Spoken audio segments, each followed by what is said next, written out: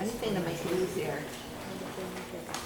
Was at the senior center when we were in church talking on Wednesday morning. Hello, everybody. Welcome. Thank you for coming today to our very first session of our Spring 2024 Book Sandwiched In. I think I know almost everybody here, but my name is Samantha, and I'm the Community and Adult Services Librarian.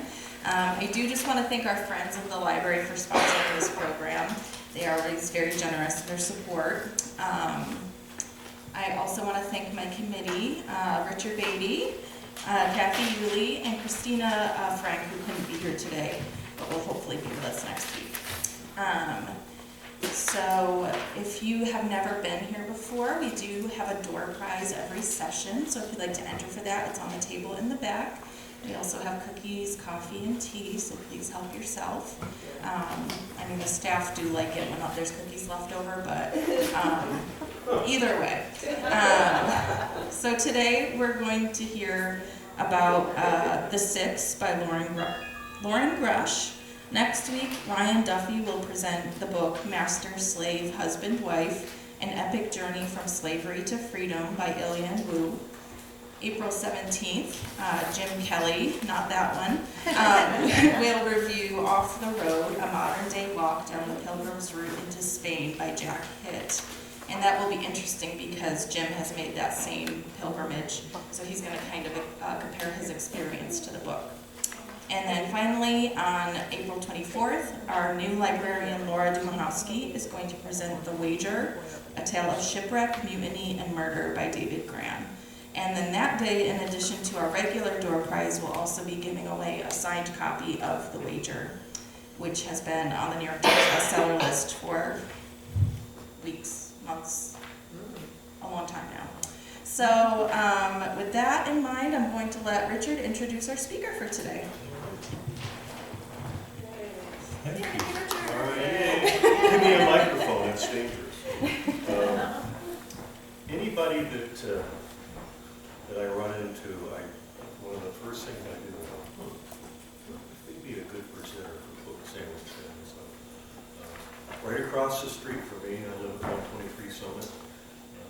A new family moved in after many, many years from the same folks living there. And I thought, so I didn't jump on the opportunity right away, but when time came, I jumped on the opportunity and asked her, so, do you read books? Oh, yes. Her husband actually. Oh, yeah. She reads a lot of books. And I think you were in the middle of reading a book a day at that point? Mm-hmm. Yes. So she graciously consented. Hi. Sorry. No, I thank you so much. You're trying to get, I'm blind too. No. So Jessica, let me just read this. I asked her a little bit more about it. She gave a rather brief description of her background. And I'll read that, and then I'll read the rest of it. So, Jessica Postle, new to the area, having moved to Batavia at the end of 2022, stay-at-home mom, impatient gardener. I've seen that from across the street. Military spouse, and a willing to try anything once crafted. Okay. She resides with her husband Ryan, 2 children, Drew and Teddy, and her mini indoor zoo, which I never see as indoor zoo, so that's all right. She describes her family as nomads. They have lived in Michigan, Oklahoma, Arizona, Wyoming, Florida, Minnesota, and Germany. And then Michigan, Oklahoma, and Germany, something like that. So I don't know if their move to Batavia will be their last or not, but Ryan did mention retirement, and if we can, provide a welcoming committee to the family, maybe we can convince them to stay. We're always looking for good neighbors. So, with that, I think she's prepared and ready to go. A little nervous, but that's okay. All right, welcome, Jessica.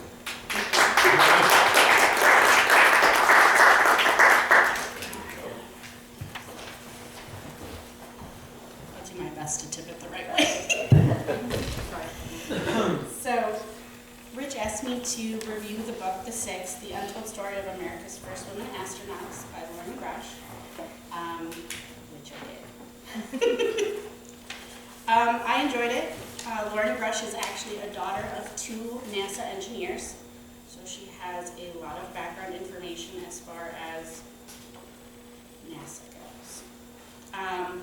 So I'll start with her little autobiography I found. Loren Grush is a space reporter for Bloomberg, where she covers everything from NASA, human space flight, and the booming commercial space industry.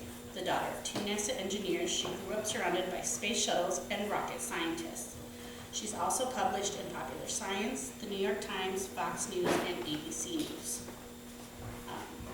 As far as the book went, I'm just going to surmise what I felt about her. She did a really well job of finding information on each of the astronauts. She filed Freedom of Information Acts, so she got FOIA requests from NASA to get information, first-person accounts, third-person accounts, all different accounts, to be able to surmise every person's point of view from their beginning of their interest in becoming an astronaut to their actual launch and becoming astronauts. So we've got the 6. There's Sally Ride, she's the first female. You've got Judy Resnick, she's the second female. She was also, unfortunately, the lady that passed away on the Challenger when that exploded in 1986.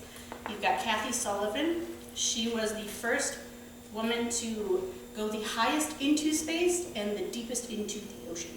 So she's done both. Anna Fisher, Margaret Ray Sedon, and Shannon Lucid are also the other 3 astronauts that went up into space. They each have their own little stories to tell.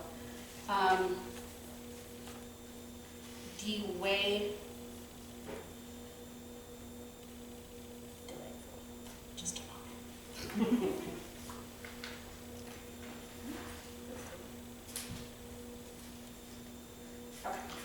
Okay, they were the 6, the first 6 women astronauts NASA had ever chosen after years in which the space program had only picked men to be selected. So selection started for the space program for females and minorities in 1978. So these 6 would go on to be the first American women, because at the time there was already a Soviet cosmonaut female that had gone into space. Her name was Valentina Tereshkova. Sorry. So the Soviets made sure that they were able to one-up the United States with the space race. So when they heard that they were accepting females into the program, they shot one up first to make sure that they claimed that one. They also did it again when it came time to do the first spacewalk. They made sure that they were able to get a female up beforehand so that America could no longer attempt to claim the first female walk in space, American. So, which is interesting. I thought when I was reading it, there was one little section that I thought was really just a unique perspective that Loren gave. She said they'd go on to be the first American women to fly into the dark void of space, earning the unique privilege of seeing the curvature of the Earth reflected in their eyes. I just thought that was a really unique way of explaining it, because it's true, they would be the first that would get to kind of pioneer what would lead the way for everybody else in the future. Now, as you're going into the book and reading it, I loved the way she did each person's perspective. She didn't just take each person and just drop them into the book and give them a chapter. She took each of them per chapter and would start off with where they came from in a timeline, and it would go between each of them, which can get a little confusing because you were flip-flopping between 6 different women. It was, I know there were multiple times I had to go back and be like, who did that again? So it can get confusing. So they started off with each, I don't know, what's the word I'm going to use on that? Aspiration, I think, on what they wanted to be. Some of them actually didn't want to be astronauts when they first started out. Some of them wanted to be chemists, or in the case of Kathy Sullivan, she wanted to be a marine biologist. She wanted to see how far down she could go. And somebody happened to say when they opened the space program to females, they were like, have you ever thought of being an astronaut? And she said, no, but I'll apply. And so she applied, and she did eventually become, obviously, one of the first ones to be picked, and then later selected to shuttle a mission. As the book goes on, it continues on with each female and where they're at in life when they open the space program. So some of them were finishing doctorates, or they were out in Nova Scotia deep diving. Like it was pretty impressive to see how they didn't just sit around and wait for this to open. They just continued to live their lives. They enjoyed themselves. They learned. They, as they said, they amplified their application perspectives. You know. So I enjoyed that. They also did, or Loren did, delve into like their personal lives as well as like their relationships. You know, did they marry? Did they not marry? Some of them actually had children, which they got a lot of backlash from the male community as far as, can you send a mother into space? Which obviously you can, and they did. But back then, obviously, that was more of a faux pas than an accepted, factual thing to do.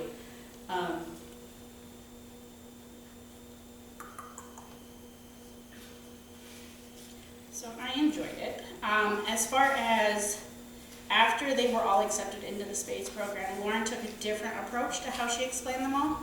She then went on to put them into their own unique chapters to be like, hey, this is so-and-so's, this is her acceptance, and this is how she went about preparing herself for it. And then into what the male component thought of that lady as an astronaut and how well it was received or not received by some. Which then led into later on talking about pre-shuttle takeoff maneuvers, launch things that went wrong while they were on the missions, how they were solved, how well they got along while they were in space. Most did very well. Some had issues. They also came across some very interesting problems they had to solve. One such one, which I thought was kind of comical, was they had an issue with the evacuation for personal bodily fluids. Dumping it into space, it actually froze. So they couldn't use the restroom that they had provided for them on the shuttle. They then had to go back to the old school way, back when they had the Apollo, where you had to use a bag. But the issue with that is when you have no gravity, it would bounce into the bag and back out of the bag. So they got very creative and found for absorption, socks. They came home with no socks. They were all used. At one point, they said that Judy, because it was on the second flight, she was floating by one of the gentlemen and she still had her socks on. So they literally had to hold her down and steal her socks because her feet were cold. And she's like, but these are my last pair. And they went, it's all in the name of science. Which I thought was awfully comical. They did try to fix the problem. They used one of their little robotic arms, and Judy actually used it to try to knock the ice off, but unfortunately all it did was create more ice, and they were like, well, let's not use the toilet. And which they tried to say later, oh, one person could, because they didn't want Judy to have to use a bag. But she was like, if they're not, I won't. Which ended up being the smartest thing she could have done, because they got back and found out that the calculations were incorrect. The toilet was completely full, and if she had used it, it would have caused catastrophic failure. So for her saying, not fair, worked out really well for them. So I thought that was quite a funny little story that they mixed in there. And I can only imagine reading through all those accounts by Loren and finding that in there had to be awfully comical, because you know she's not just getting the one view from one outside person, she's getting it from Judy, from everybody else, and going, socks, okay, that works. So I thought that was really, really cool. I enjoyed the way that they went from each mission to how they felt when they got back. So they went into the publicity of it, how Sally, she was much of an introvert. She did not enjoy the public after she got back. She preferred to just disappear and pretend like it didn't happen. She did not want the notoriety. To the point where at one, she left. She went into hiding. She didn't tell anybody, including her significant other. She just vamoosed. A couple weeks later, they found her in California. She was hiding at her friend's ranch. And she went, I just had to get away. So it was quite comical because when they landed the first shuttle, they were supposed to land at Cape Canaveral, but they didn't. They ended up in California at Edwards Air Force Base because they had an issue with fog on the runway in Florida. So Kathy Sullivan was actually the one that was at Cape Canaveral and was impressed with the sheer amount of people that were waiting. There were like tens of thousands of people that were so excited for them to land that she was like, boy, I'm glad I wasn't first. Because at first she was like, oh, I would have loved it. And then she saw that and went, if that's what being first was, Sally can have it any day. So, as far as the finishing of the book, they went into the final flight of the Challenger in 1986 as far as Judy Resnick's final flight. She did a really nice job of kind of summing it up, going through it. She found the information as far as like the data, the voiceovers and everything. So she was able to kind of explain exactly how it went in the cockpit up until the final moments.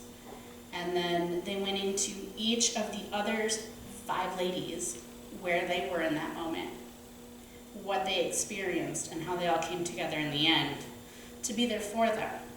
Judy also, or Loren, apologize, was also able to locate the story of the father for Judy, and he was sitting at the observation deck, 7,000 feet away, watching his child pass away. He also said that some of the most horrifying moments of his life were listening to the children of the other astronauts screaming, realizing that their parent was now gone forever. And they had a room for something like that, but in that instant it happened so quickly they weren't able to kind of shepherd everybody out of sight beforehand. So NASA got into a bit of a stink for that because they were trying to avoid something as negative as that for the families. But unfortunately, when it came time to discussing everything that had gone wrong, they were more concerned about the O-ring that they had noticed on a prior mission that they had said was still acceptable if it deteriorated on other flights, that it'd be okay, which come to find out was one of the leading causes for the Challenger having catastrophic failure. So what I did find a little frustrating about the book, personally, is very analytical. I'm more of a fiction lady myself. So some of it was a slow reading. I will say I know far more about space shuttles now than I ever thought I would in my life. I know far more than I think I should now. But I did find it really unique that she was able to find all these components and turn them into a really inspiring story about these 6 women and their struggles from childhood, where women were only supposed to be in the home and not be out in the workplace, to her chronologically explaining where they went from the beginning and just how terrified everybody was in 1986 after the Challenger exploded, because there was a sudden halt to the space shuttle program. They didn't know if it would continue because it was such an eye-opener on what could go wrong. So I know that for the men and the women, it was terrifying because it put a complete halt, not just for the women or the minorities. It was just like a, will we ever go back? And so they had to get through, what caused it, how to fix it, where to go from there, for them to finally say, okay, we can continue this, but these are the precautions we're going to to put in place, which I enjoyed. At the end of the book, there's actually several pages of pictures. So you can go through, see each of the astronauts in different points of their careers, shaking hands with dignitaries. There's even one, I want to say, with the Saudi Arabian prince that actually went into space, which I had no idea. Royalty up in space, rock on. So, she also put in the very back the information as far as where it all came from. So she put her own little library in the back of the book, so you would know exactly where all of her information came from. Like, it was really well put together. You could also go even farther into the back of the book and find, if you wanted to know about pregnancy, what pages she annotated things about pregnancy or about socks. Like, you could literally, oh, okay, this page will tell you about the socks. So I enjoyed it. I thought it was really well put together. Personally, I don't think I would have ever pulled this book off the shelf. Not big on the to astronauts. But afterwards, not a bad read. Not a bad read at all. So, any questions? Oh, yeah. What did she have to say about some of the men? I know John Glenn had a very disparaging remark about women in space, whatever the side there that was. Oh, Were there the class that was with them, obviously men in the class with them, how were they as far as accepting of having a woman as part of the training program? Well, the first, Could you repeat the question? How would the, yeah, go ahead. Rich is long-winded. He asked, how did the first 35, the class of the first 35, how did they feel about the women being in the astronaut program? So, and there was quite a mix of emotions on that one. You had the men that were like, cool, send her up. As long as she does her job and we get along well, she's one of the guys. Some of them, though, there was one gentleman that I'm not having this, and literally left the program because he did not want to be a part of it, because he felt like it was such a step in the wrong direction. So you had those that were supportive, and obviously those that were kind of in the John Glenn area that were like, this is not the right step. Does she get into like the current state of women in the space program or women in STEM at all? Mm-mm. No, that I did not come across. So.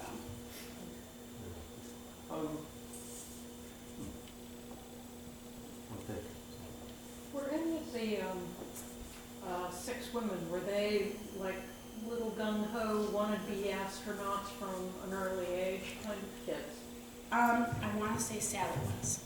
I want to say it was Sally, or it was Margaret Ray Sedona, that were like, when they were young, their father was actually an engineer. And they did a lot of things dealing with science and space. And when the first shuttle went up, I think, I want to say her words were, that's where I'm headed. So some of them did know early on, but a majority of them, surprisingly enough, didn't bat an eye at being an astronaut because it wasn't something that they ever saw in their future. Well, I think you mentioned that one wanted to be a marine biologist and Yeah. one wanted to be a chemist and things Yep. like that. I mean, they're all interrelated in the end, but Yep, and 2 of them were surgeons. really, Completely not where I would think an astronaut would come from. yeah, So, wow. yeah. Did they do any short-term testing, like the ones that were not necessarily engineers going up, but the marine biologists, the surgeons, were they doing any short-term experimentation during their flights, or were these very short-term flights? There were a couple 2-week flights, some were shorter, but one of the things they talked about was they did a lot of experiments on body weight of a woman compared to a man, how it affected flight, things as far as but it's almost like the bends, but in space, and how it affected engineers versus pilots. Because that was something they noticed, because females couldn't be pilots, because that was a military-only situation, and since the military said that females couldn't be pilots, they were able to do experiments on that versus the engineer versus pilots area, and found that pilots actually had it worse than the engineers, which I thought was quite comical. So they collected a lot of data. Oh, they did. Yeah. They did. Specifically man-woman data. They did a lot of man-woman data, then they did age data. Because as time went on with the space program, they had a bunch of older astronauts, and older, like their 40s and 50s, like for them that was aging them out of the system, because they went, oh, you're a little old when you hit that point. But obviously not old compared to what we know, but compared to the new astronauts coming in that were in like their 20s and 30s, compared a bunch of like body comparisons, knowledge comparisons, like what did the older astronauts know versus the newer astronauts, you know, what did they learn in school, how it would affect what their logic, reasoning, they actually had psychologists, they had what they called the bad cop and the good cop. So they had one that asked them delightful questions and wanted to see how their responses, not really so much what they said, but how they said it. And then they had somebody that would ask, were you abused as a child? Were you ever neglected?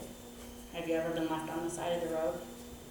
Just to see how they would respond, to see if they could create a data point as far as a person's answer to how they reacted when they were actually in space, to see if your personality could really affect, or if it was just your knowledge base, which I thought was unique.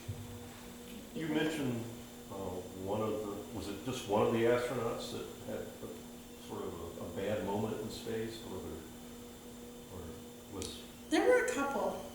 I've noticed Judy had more issues than most. She actually had her hair eaten by a camera. Her hair eaten by Her the hair camera? eaten is what they called it. It got stuck in the gears. She had like an IMAX camera. She had it too close to her hair because the lack of gravity, it floated. She had the longest hair of everybody. So it floated and it got too close to the mechanism in the camera. And it pulled it right on up. So they had to give her a haircut. And she forced all the men on the plane. She said, I swear if you ever tell anybody, I'm not going to have NASA think that hair is an issue in space. Because they had issues with makeup. They had to test and find ways to take makeup into space. And the women are like, I'm not going to wear makeup. Who's wearing makeup in space? But it was such a big thing for beauty.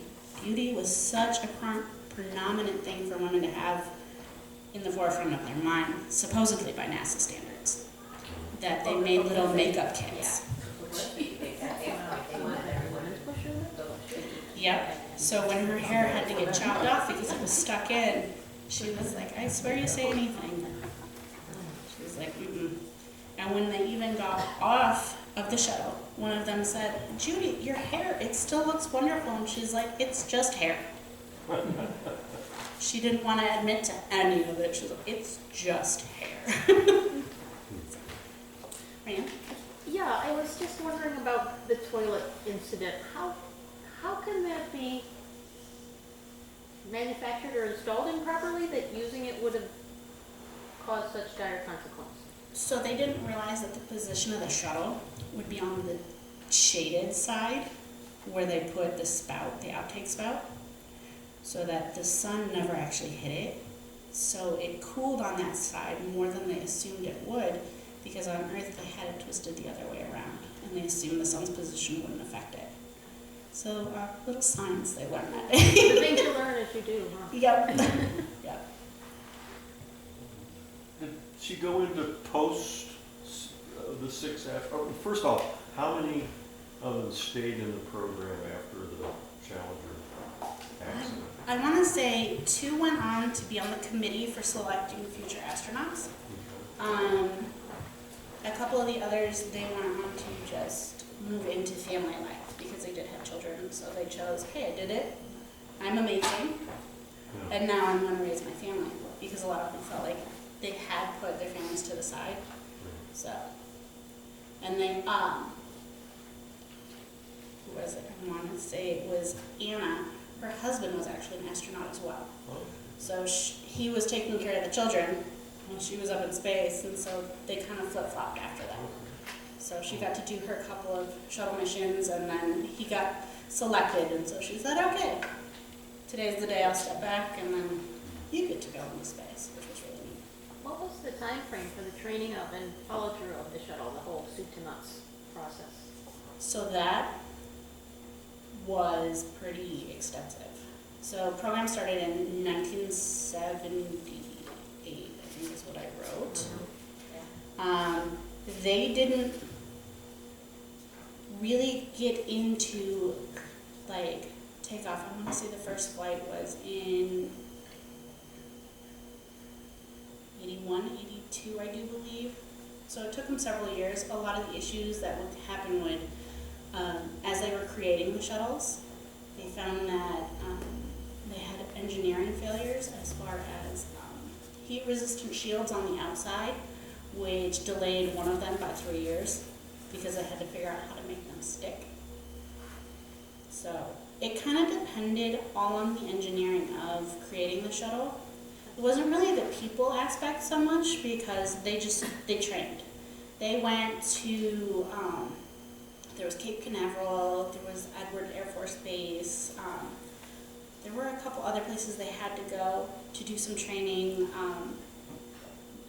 They had to go visit the Vomit Comet a couple times to understand how a body would be affected by non-gravitational pull and the spinning around and things, which was unique. So I guess that was my thought, each individual, how much time did they I want to commit? say I read a couple of it was 3 years at least. 2 years was the minimum for each astronaut. They had to do 2 years of schooling and training before they could even get their astronaut pin. So they were just selectees for the first 2 years. They couldn't even call themselves astronauts until they graduated from the first part of the program, and then they could be put on the rotation for being possibly accepted. Did they talk about their family support or lack thereof, or any, like, were any of the families against them going into it because of the danger, or was that brought up at all in the book? It was actually, for the most part, the women were so independent that when asked by different reporters, if you met a man, would you just quit the program? And they went, well, then that's obviously not the man for me. So they found a lot of support in who they chose and how they went about it. Parents were the biggest issue. I know that, and again, Judy is like, I think their most popular one she likes to talk about. Her parents are Jewish. So her mother actually was absolutely anti-space everything, just because she felt it was a negative influence for a female in the family. Yeah, so at one point her father, who was supportive, bought her something and the mother went and burned it. Like, no, like, this is how adamant I feel about this. So, but yeah, it was, they gave like a little bit of everybody, which was really nice. Yeah, it was like a little. To send some of the families. Mm-hmm. Consider the pride that it would be, to have that in your family, but there is the, some people who. The worry of the backlash, yeah. What does the community think of me if my child or my spouse does this? Yeah. Are there still women astronauts being trained, or is that program sort of, or do you know? I don't know. She didn't go that far. I mean, obviously any astronauts or anybody that's going to the International Space Station now goes via SpaceX or Kennedy, Cape Canaveral, whatever it is. Okay. Yeah. So, Any other questions, Sarah? Question about the author, you may have touched on this, but it's two-sided question. Is this her first book, and has she authored any other books? I looked into that. I didn't find any other books that she had authored, just like article publications that she'd done. So I want to say Rich and I had talked about it, and he had suggested she'd written another one, but I She couldn't wrote find it numbers, anywhere. right? Is she the one that wrote numbers? I don't know. No? No? I don't Oh, know. look, another book for you to review. I don't know.